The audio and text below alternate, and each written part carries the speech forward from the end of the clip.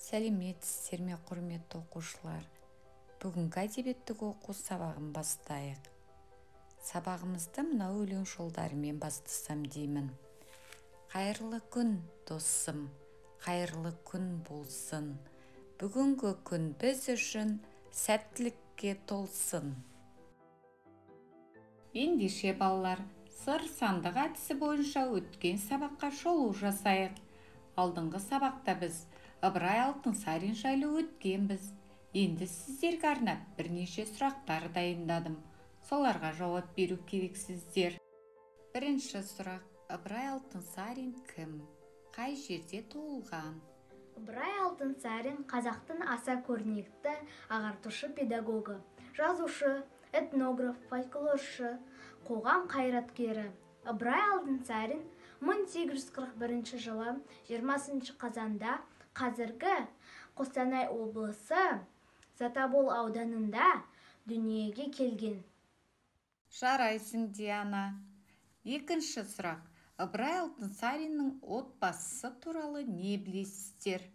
Ыбырай Алтынсариннің әкесінің есімі Алтынсары, анасы Айман. Алтынсары өз еңбегімен тіршілік еткен қарапайым шаруа адамы болған.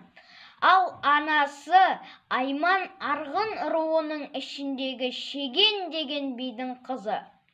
Үшінші сұрақ: Ыбырайдың азан шақырып қойған аты кім? Кімнің тәрбиесінде болған? Ыбырайдың азан шақырып қойған аты Ибрахим. Әкесі Алтынсары Ыбырайдың 3-4 жасында қайтыс болып кетеді. Сол себептен бала Ыбырай атасы Балғожа бидің тәрбиесінде болады. Балғожа би өз өңірінде танылған беделді, білімді кісі. Ол Ұзын Қыпшақ руынан шыққан, өзі өте текті. Төртінші сұрақ: Балғожа би немересіне қандай тәлім-тәрбие берді? Балғожа би немересін кішкентайынан адалдыққа, тапқырлыққа, турашылдыққа, шешендікке баулыған. Өзімен бірге жиын тойларға ертіп, қанатын қатайтқан. Ыбырай жасынан зерек болып, алғырлық танытып, құрметіне бөленіп өседі. Жарайсыңдар, балалар. Енді келесі сұрақ: Ыбырай Алтынсарин қай жерде білім алды? Ыбырай Алтынсарин жасынан өте ынталы болған. Ыбырай Алтынсариннің атасымен бірге жүруі өмір үшін өте маңызды болды. Ал немересінің білімге деген үлкен құштарлығын, ынтасын көрген Балқожа би Ыбырайды Орынборда ашылған жаңадан мектепке 30 баланың біреуі болып береді. Иә, дұрыс айтасыздар. Ал ағартушының балалар сауатын ашудағы қосқан үлесі қандай, білесіздер ме?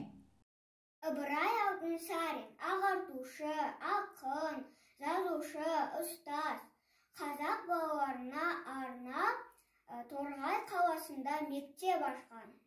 Қазақ хрестоматиясы оқу құралын жазған. Ал ендеше соңғы сұрақ: жазушының қандай өлеңдері мен әңгімелерін білесіздер? Ыбырай Алтынсариннің «Кел балалар оқылық», «Өнер білім бар жұрттар», «Өзен», «Жаз» тағы да басқа өлеңдері бар. Әңгімелері «Ағаш үй мен киіз үй», «Қыпшақ Сейітқұл», «Асан мен Үсен», «Бала баласы мен жарлы бала», «Әдептілік», «Әке мен бала» және «Таза бұлақ». Жарайсыздар, балалар. Өткен сабақты осымен аяқтайық. Барлықтарыңыз жақсы түсінді деген ойдамын. Олай болса, жаңа сабаққа көшейік. Сабақты бастамас бұрын қысқа бейнероликке назар аударуларыңызды сұраймын. Сен ғұлама Аристотельден кейінгі әлемге әйгілі ғалымның кім екенін білесің бе?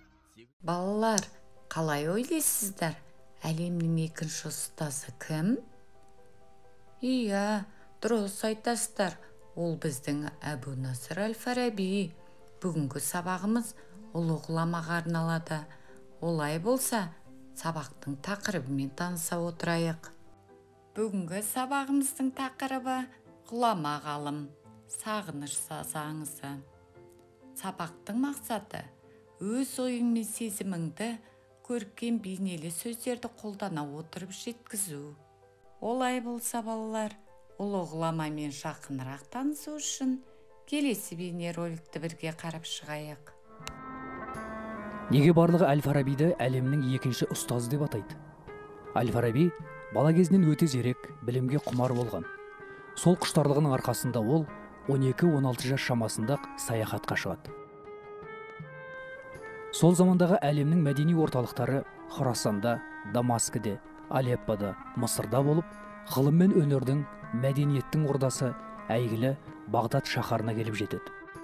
Бұл қалада Әл-Фарабиді ерекше қуантқаны оның әлемге әйгілі кітапханасы еді. Алғашқы кезде Әл-Фараби өзін ақын, әнші, күйші ретінде жақсы танытады. Сол кездің әйгілі ғалымдармен кездесіп, олардан көп тіл үйренеді. Тарихи деректер бойынша ол 70-ге жуық тіл білген. Есейе келе Әл-Фараби ежелгі грек ғалымдарының күрделі ғылыми зерттеулерін зерделей бастайды. Міне, осы кезде ол әлемнің бірінші ұстазы атанған Аристотель, Платон сынды ежелгі ойшылдардың шығармаларымен танысады. Орта ғасырларда Европа елдерінде үлкен рухани дағдарыс басталды. Ғылымның дамуы тоқтап, мәдениет құлдырап жатты. Осындай қиын кезеңде халық ежелгі ғұламалардың, соның ішінде Аристотельдің еңбектеріне қайта оралуды жөн көрді. Бірақ ол уақытта Аристотельдің кейбір құнды ойлары бұрмаланып, оны түсіну қиынға соғады. Осы тұста Әл-Фараби Аристотельдің метафизика, категория, бірінші және екінші аналитика сияқты күрделі еңбектерін оқып қана қоймай, жаңсақ ойлардан тазартып, түсініктетіп аударады. Содан бастап, халық Әл-Фарабидің еңбектеріне жүгіне бастайды. Көптеген ғалымдар шығыс мәдениетін, оның тарихы мен дәстүрін Әл-Фараби шығармалар арқылы жақын таниды. Сол замандағы ғалымдардың пікірінше, оның еңбектері Еуропадағы қайта өрлеу дәуіріне, яғни Ренессансқа бастау болды. Осылайша дара тұлғамыз батыс пен шығысты байланыстырған алып көпірге айналды. Ғалымдардың шығуы, кемеңгерлік меруерті, ізгі қала тұрғындары, музыканың үлкен кітабы, ақылдың мәні туралы және тағы басқа көптеген философиялық зерттеулер жазған. Ғылыми деректерге сүйенсек, Әл-Фараби өзінің 80 жылдық ғұмырында философия, логика, этика, метафизика, тіл білімі, жаратылыстану, география, математика, медицина, музыка салаларында 150-ге жуық трактаттар жазып қалдырған. Әл-Фараби Аристотельден кейін әлемдік ғылымға екінші өмір сыйлаған үшін шығыс философтары оны екінші ұстаз деп атады. Бейнероликті қарап болсақ, ойлан тап ойыны арқылы келесі сұрақтарға жауап берейік. Ал ендеше бірінші сұрақ: Әбу Насыр Әл-Фараби кім болды? Суретте берілген нұсқалардың дұрысын тап. Иә, дұрыс айтасыздар. Әбу Насыр Әл-Фараби әлемге әйгілі ойшыл, ұлы ғұлама, әлемнің екінші ұстазы, әрине ғалым болды. Келесі сұрақ: ғұлама ғалымның қаншаға жуық еңбегі бар? Жақсы балалар, 150-ге жуық еңбектері бар екен.